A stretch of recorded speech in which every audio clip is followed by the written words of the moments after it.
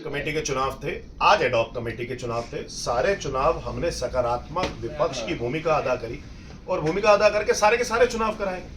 हमने तो ना हॉर्स ट्रेडिंग करी ना कुछ करी, और हमारे पक्ष में वोट्स भी आए। और बीजेपी वालों ने एश्योरेंस कमेटी में, हेल्थ कमेटी के अंदर, आज आरपी सेल यानी कि रिम्यूनरेटिव प्रोजेक्ट्स कमेटी के अंदर हमारे पक्ष में एक एक वोट एक्स्ट्रा आया सब जगह। एससी एसटी कमेटी का चुनाव था, वेलफेयर ऑफ एससी कमेटी थी। उस कमेटी के अंदर वो कमेटी 35 मेंबरी कमेटी होती थी।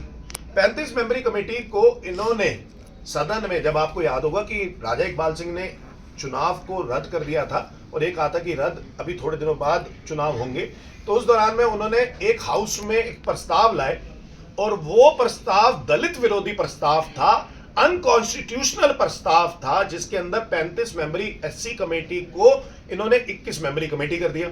हमने हाउस के अंदर डिसेंट दिखाया उस पे, यानी कि हमने उसका विरोध किया है और ये मिनट्स में भी है।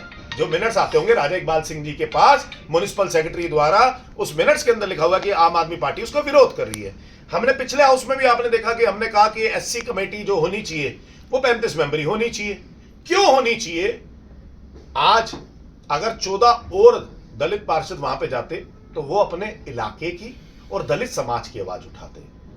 भाजपा ने 35 की बजाय 21 क्यों किया, मैं आपको बता देता हूं। भाजपा वो जो बड़ी आइडियलिज्म की बात करती है, प्रिंसिपल्स की बात करती है, राजा इकबाल सिंह जो बड़े प्रिंसिपल्स की बात करते हैं, वो राजा इकबाल सिंह ने 35 की बजाय 21 इसलिए किया क्योंकि जब 35 मेंबरी कमेटी थी तो उन 32 प्लस 3 नॉमिनेटेड में से 32 में से 16 मेंबर इनके आते, 13 मेंबर हमारे आते, यानी कि 16 मेंबर भाजपा के और 13 मेंबर आम आदमी पार्टी के।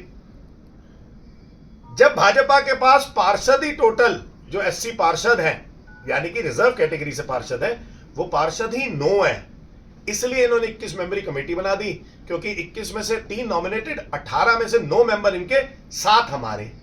तो इन्होंने ये बना दी ताकि इनका चेयरमैन बन सके। तो सत्ता को भोगने के लिए भाजपा ने ये दलित विरोधी गतिविधि करी। दलित अक्सर भाजपा को नकारता हुआ है। जब 2022 में चुनाव हुआ था तो 42 में से 36 सीटें आम आदमी पार्टी जीती। जो ये 6 सीटें जीते, उसके बाद इन्होंने 3 सीटें खरीद फरोख्त की वजह से, ईडी की वजह से, सीबीआई की वजह से अपनी तरफ कर ली। तो इनके पास 9 पार्षद हो गए। लेकिन इनके पास 9 पार्षद है, इसलिए इन्होंने ये 21 मेंबरी कमेटी कर दी 35 मेंबरियों से। क्या होता अगर ये 35 मेंबरी रहती? 35 मेंबर की कमेटी होती तो 14 दलित और आते, पार्षद होते ना, अपने इलाके की आवाज उठाते ना, दलित समाज की आवाज उठाते ना। और वही पार्षद अगर 14 और आते तो आम आदमी पार्टी का चेयरमैन बन जाता। तो आप सत्ता भोगने के लालच से भाजपा आई है और इसलिए कमेटी बनाना चाहती है। इसका आम आदमी पार्टी ने पुरजोर तरीकों से, हमारे सारे पार्षद इस कमेटी के खड़े जो हमारे एससी एसटी कमेटी में थे, उन्होंने विरोध किया। उन्होंने कहा इसे 35 मेंबरी कमेटी बनाओ, और जो बिल्कुल जायज है कि आप ये दलित विरोधी गतिविधि कर रहे हो, आपको 35 मेंबरी कमेटी बनानी चाहिए। तो 35 मेंबरी कमेटी एक बारी अगर हो जाएगी तो मुझे लगता है कि दलित समाज की ज्यादा अच्छे से रिप्रेजेंटेशन भी होगी और आवाज भी उठ पाएगी। तो मैं फिर से दरखास्त करूंगा कि अगली बार जब चुनाव हो उससे पहले हाउस के अंदर संशोधन होना चाहिए, या जिस भी तरीके से संशोधन करना है इन्होंने, और इसको 35 मेंबरी कमेटी बनाना चाहिए। दलित विरोधी भाजपा, दलित विरोधी भाजपा, दलित विरोधी